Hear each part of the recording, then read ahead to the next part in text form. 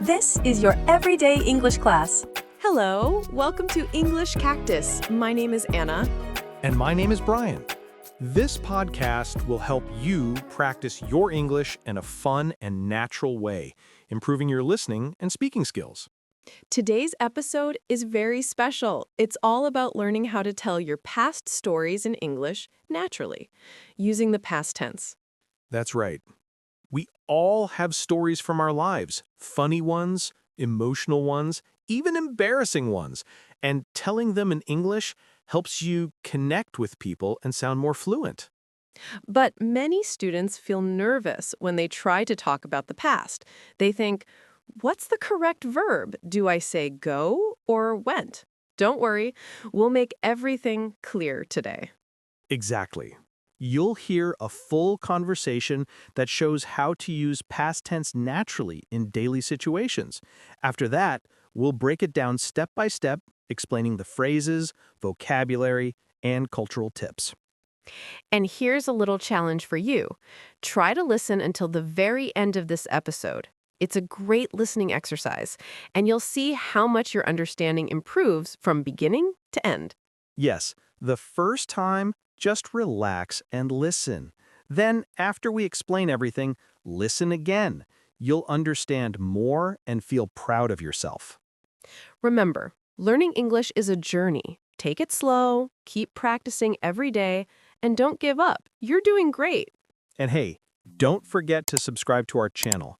Your support helps us keep creating free lessons for you. Leave a comment telling us where you're from, and share this episode with a friend who's also learning English. So grab your coffee, relax, and let's begin our story. And don't stop listening until the end of the challenge. Let's go. Hey, Tom. How are you today? Hey, Lisa. I'm great. Thanks. How about you? I'm good, too.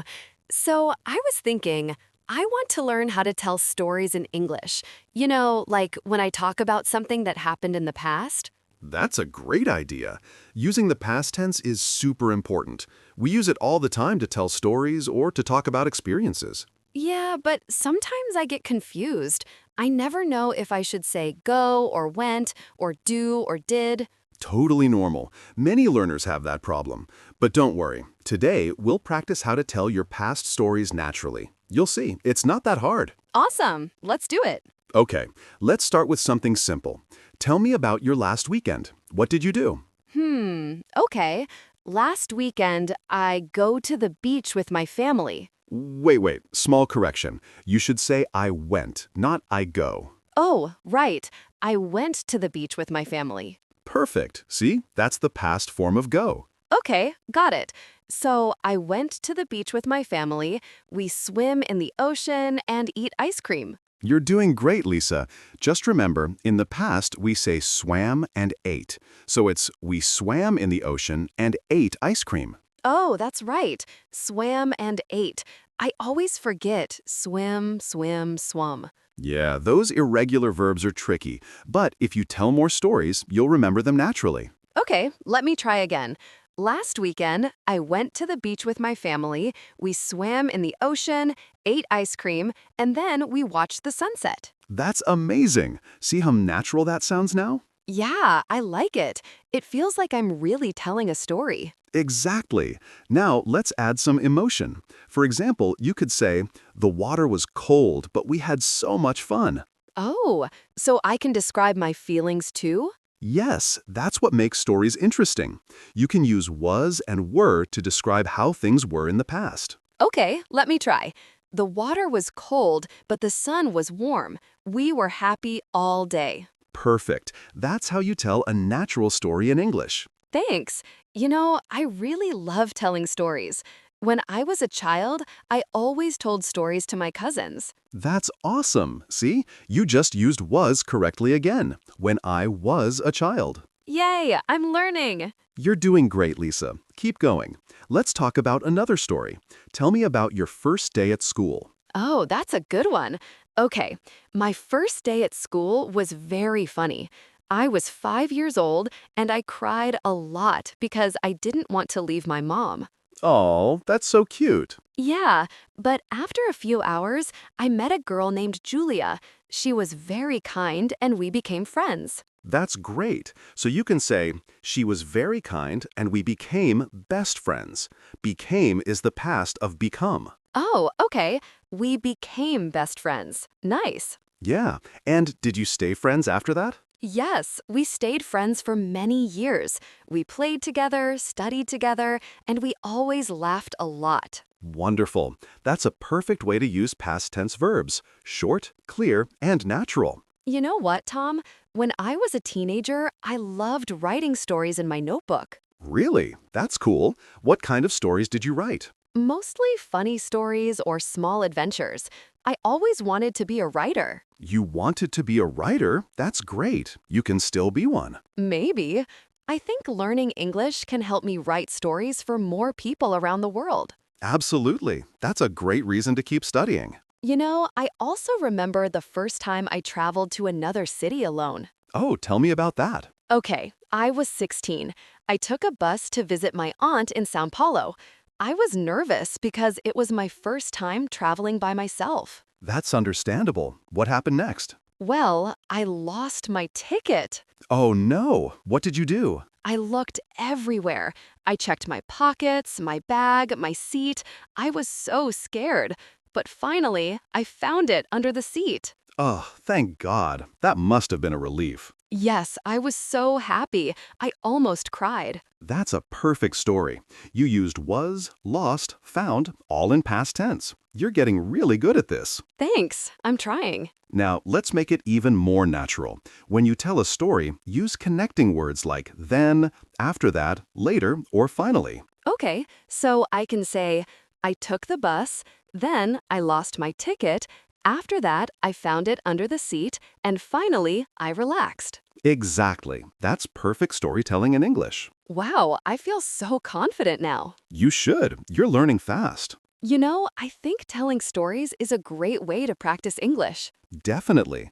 When you tell a story, use real life, real emotions, and that helps your brain remember words faster. Yeah, that makes sense. Let's try one more story. Tell me about a funny moment that happened recently. Okay.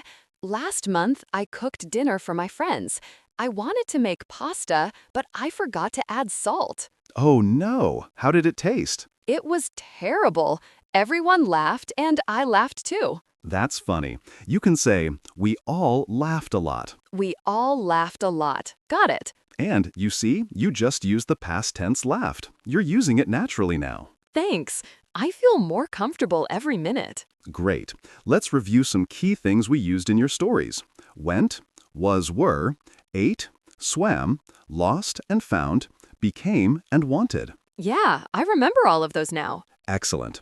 And don't forget to add feelings and details when you tell stories, like I was tired, or it was beautiful, or we were surprised. Oh, yes, that makes the story more interesting. Exactly. And if you make a mistake, don't worry. Just keep speaking. The more you practice, the more natural it becomes. You're right. I used to be afraid to talk in English, but now I feel more confident. That's great progress, Lisa. Remember, the goal isn't perfection. The goal is communication. That's such a nice way to see it. Yeah, and you're doing amazing. Keep going. Thanks, Tom. You're a great teacher. And you're a great student. So, what's your plan for the next story you'll tell in English? Maybe I'll tell the story of my first job. Oh, that sounds interesting. What was your first job? I worked in a small bakery when I was 18. Really? What did you do there? I helped serve customers and clean tables, but one day something really funny happened. Oh, tell me. A man came in and ordered a chocolate cake. I put it in a box, but when I gave it to him, I dropped it. Oh no. Did it fall on the floor? Yes, I was so embarrassed.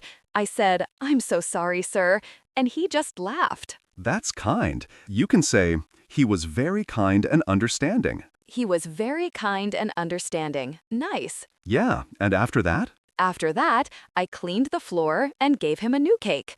My boss saw everything, but didn't get angry. That's good. You can say, my boss wasn't angry, he was patient. Right. I think that day taught me to be more careful. Perfect. You just used taught, the past of teach. That's another useful verb. Oh, I didn't even notice. That's the point. You're speaking naturally now. Wow, this is so fun. I really enjoy learning like this. I'm glad. Storytelling is powerful. And remember, when you tell your past stories, use the simple past tense, add emotions, and connect the sentences with then, after that, and finally. Got it. I'll practice every day. That's the spirit. Study English every day, learn something new, and don't be afraid to make mistakes. I won't. Thank you, Tom. Anytime. Now, before we finish, can you tell me one last short story? Sure. Let me think. Okay, last night I watched a movie with my brother. It was a comedy, and we laughed a lot. After that, we ate popcorn and talked about our favorite scenes. That's perfect. Short, simple, and natural. Thanks. You're ready to tell your stories in English like a pro. Really? Really. Just remember, your stories don't have to be perfect. They just have to be real. That's beautiful, Tom. Thank you. So, keep going, Lisa. You're doing great. I will. I'll keep learning, keep practicing, and keep telling stories in English. That's the best attitude. That story between Lisa and Tom was so fun, right, Brian? Yeah, it was. I liked how Lisa started telling her past stories little by little and became more confident as the conversation went on. That's exactly how learning English works, step by step. Absolutely. And it was full of useful examples of the past tense. Let's go through some of them and explain how they work. Great idea. Let's start with the first one. Lisa said, I went to the beach with my family. That's a classic use of the past tense. Went is the past form of go. Right. In English, we don't say, I go to the beach yesterday. We must change go to went. The rule is, for the simple past, we often add ed to regular verbs like work, worked, play, played, but many common verbs are irregular, like go, went, eat, ate, or see, saw. Exactly. And Lisa continued with, we swam in the ocean and ate ice cream. Those two verbs, swam and ate, are also irregular. Notice how they change completely. Yeah, learners often find irregular verbs difficult, but if you use them in stories, they become easier to remember. For example, yesterday I ate pizza, or last summer I swam in a lake. Perfect. Then Lisa said, the water was cold, but the sun was warm. That's a perfect example of using was to describe a situation in the past. And when we talk about plural subjects, we use were. For example, we were tired after swimming all day. It's simple, but very important. I also liked when Lisa said, I lost my ticket, but I found it under the seat. That's a nice way to show two past actions that happened one after another. Lost and found are both irregular verbs. Exactly. And she made her story more natural by adding connectors, like then and after that. Native speakers always use these small words to make their stories flow. Yeah. Imagine she said, I took the bus, I lost my ticket, I found it. It would sound robotic. But when she said, I took the bus, then I lost my ticket, after that I found it, it sounded real and easy to follow. That's a great point. Another moment I liked was when she said, I dropped the cake. My boss wasn't angry, he was patient. That sentence mixes actions and feelings perfectly. Dropped tells us what happened, and wasn't angry shows emotion. Exactly. When you tell a story in English, try to include both, actions and emotions. It makes your story more human. And don't forget about small expressions like finally, in the end, or after that. These are super helpful when organizing your thoughts while telling a story. Right. And Lisa's attitude was amazing. She made mistakes, corrected them, and kept going. That's how we improve. Yes, learning English isn't about being perfect, it's about communicating. Even native speakers make mistakes sometimes. So true. And I loved how she added feelings, like I was nervous, I was happy, or I was embarrassed. Using emotions helps people connect with your story. Exactly. It also shows that English isn't just about grammar, it's about expression. So, for everyone listening, tell small stories about your real life. Use past tense verbs, include emotions, and connect your ideas naturally. That's the key to sounding fluent. Keep practicing, keep telling stories, and soon you'll feel confident speaking about your past like Lisa did. Okay, now let's look at some key words from Lisa and Tom's conversation. These are words that every English learner should know because they appear in daily life. Right, and we'll explain each one deeply so you understand how to use them naturally. The first word is went. It's the past of go. You can use it to talk about any movement or place you visited. For example, I went to the park yesterday, or we went shopping last weekend. You can also use it metaphorically. For example, the meeting went well, meaning everything was good. The opposite could be the meeting went badly. That's a good one. The next words are was and were. They're both past forms of be. Use was for I, he, she, it, and were for you, we, they. Exactly. Examples: I was late for work yesterday, or they were very happy about the news. The opposite can be wasn't and weren't. For instance, I wasn't tired last night. Next, we have lost and found. These two verbs often go together in stories. Lost means you can't find something, and found means you got it back. Example: I lost my wallet yesterday, but luckily I found it later in my car. In real life, we use these all the time. Another important verb from the story is ate. That's the past of eat. Example, we ate dinner at 8 p.m. You can also say, I ate too much if you had a big meal. The opposite idea could be skip a meal or fast. For example, I didn't eat breakfast today, I skipped it. Another word Lisa used was dropped. It means something fell from your hands. For example, I dropped my phone on the floor. Yes, and sometimes drop can mean to stop doing something. Like, I dropped my English class last year, meaning you stopped attending. Great point. Then we had taught. It's the past of teach. For example, my teacher taught me how to write essays. The opposite of teach is learn. So, my teacher taught me English and I learned fast. Finally, let's include the word became. Lisa said, we became best friends. It's the past of become, and it's often used for changes or transformations. Exactly. He became a doctor, or the day became colder. It's a super useful verb when talking about growth or changes in life. When you study vocabulary, don't just memorize. Make your own sentences. Write short stories using these words, just like Lisa did. That's the best way to make the words stay in your memory forever. Now let's talk about something that students often forget: culture. Yes, understanding culture helps you use English naturally and connect better with native speakers. Let's start with storytelling. In English-speaking cultures like the US, the UK, or Canada, people love sharing small personal stories, things that happened last week, funny mistakes, or travel experiences. Exactly. That's what we call small talk. It's how people build friendly conversations. For example, when you meet someone new, they might ask, "So, what did you do last weekend?" It's not about details, it's about connection.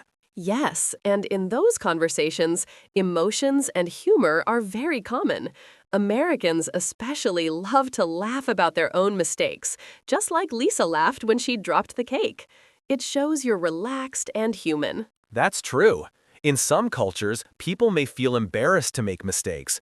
But in English-speaking countries, laughing about small problems makes you more likable. Another cultural tip: when telling stories, people often exaggerate a little to make them funnier or more interesting. That's not lying, it's part of storytelling. Yes, it's normal to say something like, "It was the funniest day ever," even if it was just a normal funny moment. And gestures matter too.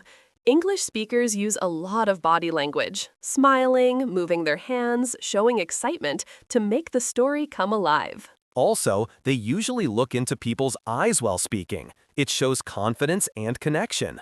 Another thing, time expressions are very important. People often use last week, a few years ago, yesterday, back then, or in 2010 to help listeners understand when something happened. Exactly. It's not only about grammar, but about structure. In English, stories usually go in order: what happened first, then what happened next, and finally how it ended. Yes, we often use connectors like first, then, after that, later, finally. They help the story feel smooth and easy to follow. One more cultural note. In English-speaking countries, people often use stories to teach lessons or to make a point. For example, if someone wants to explain why being careful is important, they might tell a story about a mistake they made. That's a great way to communicate. And it's also what Lisa did when she said, "That day taught me to be more careful." Exactly. So when you tell your own stories, don't just describe events, share your feelings or what you learned from them. And finally, remember that English is full of kindness words. People often say, "Thanks so much," "No problem," "That's okay," "You're welcome," even in casual stories.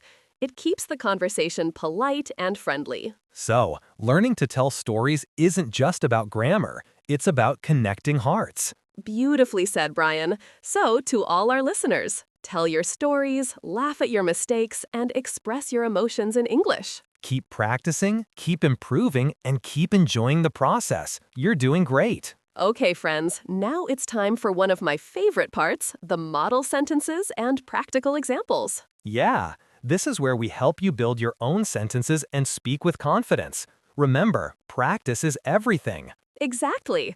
Today, we learned how to talk about the past. So now we'll give you real examples that you can repeat, use, and change to tell your own stories. Right. The idea is simple. Listen, repeat, and then make it personal. You can talk about your life, your day, or something funny that happened to you. Let's start with the basics. To talk about something in the past, you can begin with time expressions like yesterday, last week, 2 years ago, when I was a child, a few days ago. These small expressions help your listener understand when your story happened. For example, yesterday I watched a movie with my family. Last weekend I visited my grandma. 2 years ago I started learning English. When I was a child, I played outside every day. Those are great. And if you want to make your story sound natural, add small details. For example, yesterday I watched a funny movie with my family and we laughed a lot. Last weekend I visited my grandma. She cooked my favorite food. Perfect. Adding details makes your story sound alive. You don't need difficult words, just simple ones that describe what you saw, felt, or did. Let's practice more. Here are some easy sentences you can use. I went to the park yesterday. I ate pizza last night. We were happy because the weather was beautiful. I lost my phone, but I found it later. I studied English in the morning and watched TV in the evening. These are short, but you can make them longer if you want. Try adding connectors like then, after that, or finally. For example, I studied English in the morning, then I watched TV in the evening. I went to the park, then I met my friend, and finally we had ice cream. Nice. And don't forget to use feelings. Feelings make stories interesting. You can say, I was tired but happy. I was nervous at first, but then I felt great. We were surprised by the news. The food was delicious. Yes, emotions connect people.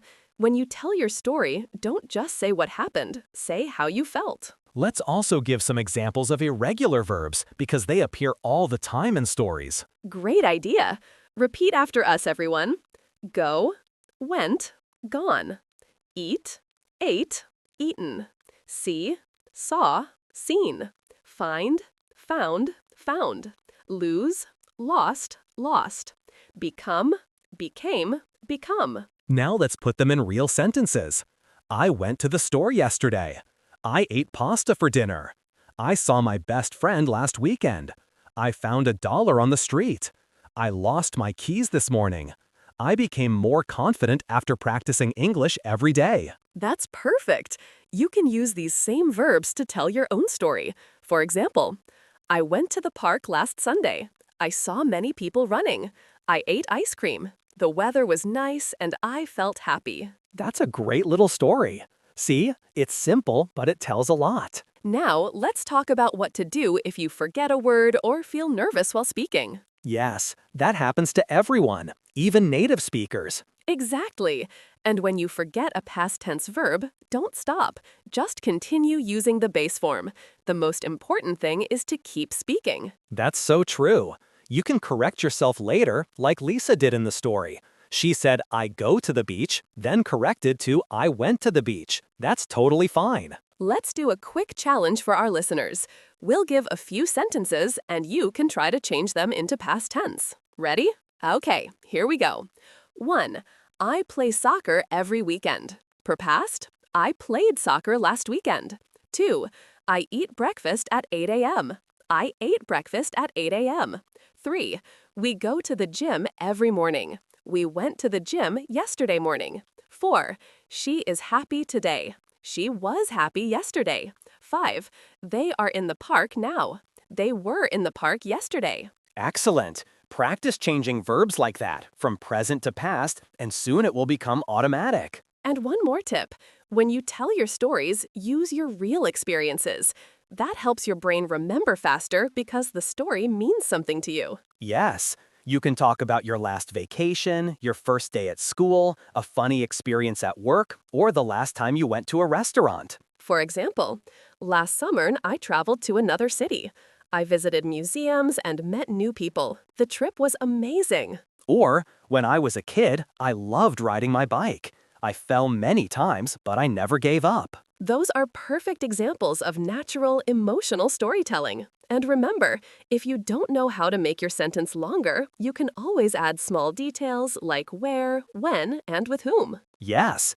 Example, I went to the movies. That's okay, but you can make it richer. I went to the movies last Saturday with my cousin, and we watched a horror film. The more details you add, the more alive your story becomes, and the more words you practice. Wow, what a great episode today!